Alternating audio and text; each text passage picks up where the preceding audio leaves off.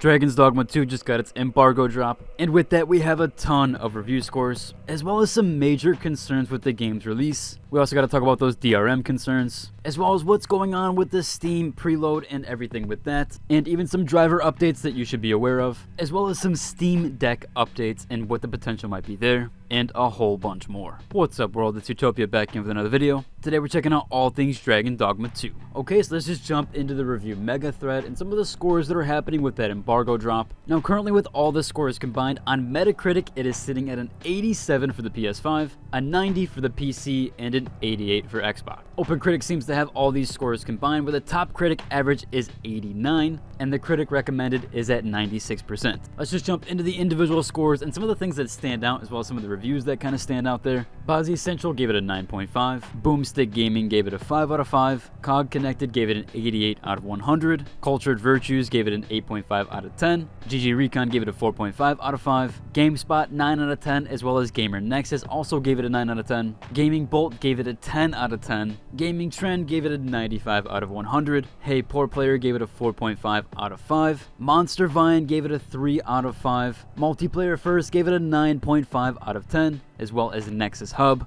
PSX Brazil gave it a 90 out of 100. Rock Paper Shotgun gave it an unscored. I'm also going to go over an article by them as well later on. Sector SK gave it an 8 out of 10. Shack News gave it a 9 out of 10. Spazio Games gave it an 8.3 out of 10. Tech Raptor gave it an 8.5 out of 10. The Sixth Axis gave it a 10 out of 10. Tarms Hardware Italia gave it an 8 out of 10. Try Hard Guides gave it a 9 out of 10. Twisted Voxel gave it a 9.5 out of 10. Worth Playing gave it a 9 out of 10. And so did Xbox Era. Now the lowest score on here is a 3 out of 5 by Monster Vine. This is kind of the outlier here, and he said he never played a game that he was so frustrated with but equally wanted to keep playing. For someone out there, I can guarantee this will be their favorite game, and I'm sure it checks a lot of boxes for a lot of people looking for something different. They went on to say here, I was looking for something different too, but I just felt like there was too much in the way for me to truly enjoy it. Said he's going to give it more time, but he could be wrong in the long run, but right now he does feel a bit disappointed there. Now that is one of the lower end outliers there. In fact, this is the lowest score that we have so far.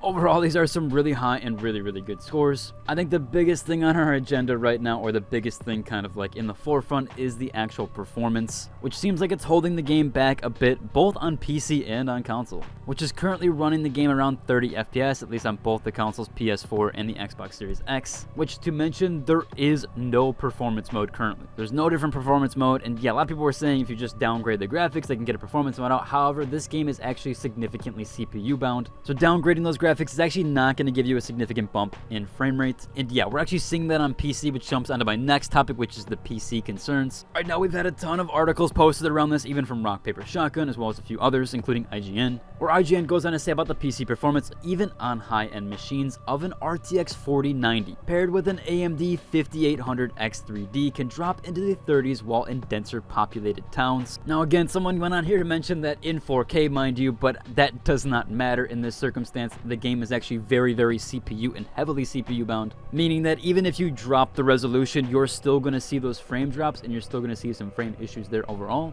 And again, this isn't just from IGN. We have several different articles here, like this one from Rock Paper Shotgun, who also has the headline here, Dragon's Dogma 2 PC performance issues are dragging slog. And they do go on to say here that DLSS and FSR3 upscaling are more effective, but this game is where it's powering through the worst of its stutters and frame drops. So it seems like DLSS and FSR3 are not going to save it, kind of like what happened with Starfield, where no matter that we did get those mods later on, or even the official release of those, we didn't really see good frame rate jumps, especially in the cities, or at least in those heavily CPU bound areas. And again, another article on this from RPG Site, where currently the biggest statement here is that there isn't a PC you can build that won't regularly dip below 60 FPS. They have this paired 4090, 64 gigabytes of RAM, and a 7700X, and they had dips down to the 50s at times, where they even went on here to say that if your system is anything more than a few years old, prepare to play the game at 30 FPS, which is a really harsh statement, especially with the game's performance on the line here, where we even do have some graphics from PC Gamer running some benchmarks. Now overall, with 1080p, 1440p, and even 4K in the open world area, the frame rate seems to be okay.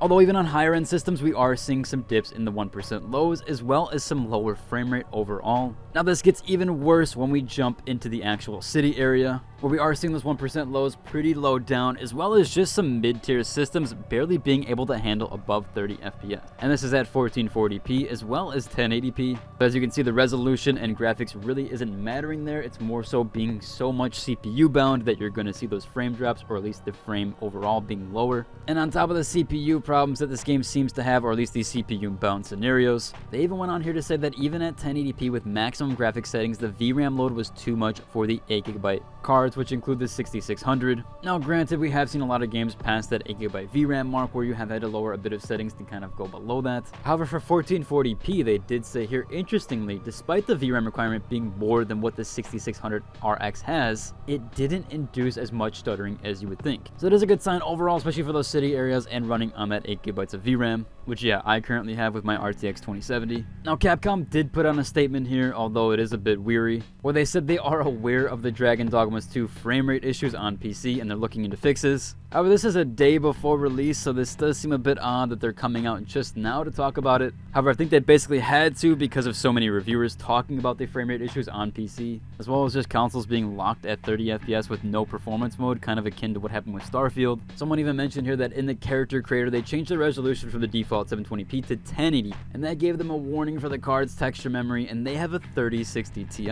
Someone mentioned here that it also happened with them with a 4060. That is a little bit baffling. Hopefully they do get some of this stuff adjusted, which we do have something coming out from AMD, where AMD did drop their Adrenaline software update specifically for Dragon's Dogma, which is game ready confirmed. So if you have an AMD GPU, you can go ahead and download this, and hopefully it will improve some frame rate issues there overall. Now I checked Nvidia so far, and they don't have any updates pushed or any game ready drivers specifically for Dragon's Dogma. I assume maybe they're working or waiting on that frame rate issue to be addressed, as I do believe this was a similar situation with Starfield where Nvidia didn't have a driver update for that game, although that could have been because AMD sponsored that title specifically. And currently Dragon's Dogma is going to support both FSR and DLSS, so we don't have any controversies there with that specifically. However, it does look like maybe Nvidia is waiting this one out, just like they did with Starfield. A last minute mentionable here, and I know a lot of people are wondering about the pre-download for Steam, as well as just the preload in general for Dragon's Dogma. Looks like both the Xbox and the PlayStation both did get their pre-download. However, overall for PC, it looks like we're not going to be receiving that pre-download. Now, this isn't officially confirmed, but we do have an article here, and this is by Fanatical that is sending out those keys. They mention here that the keys will be delivered on the 22nd of March. However, the big notion here is that they have confirmed there is no preload for Dragon's Dogma 2, and that is the same for Fanatical and all other retailers. Again, no word officially from Steam or officially from Capcom themselves, but it does look like as we get closer to the release date that we're not going to be getting a pre-download or preload for Steam. Super unfortunate for that there, but it does look like that's going to be the case. Overall, though, it should about cover for today's video. If you like and subscribe, until the next one. Deuces.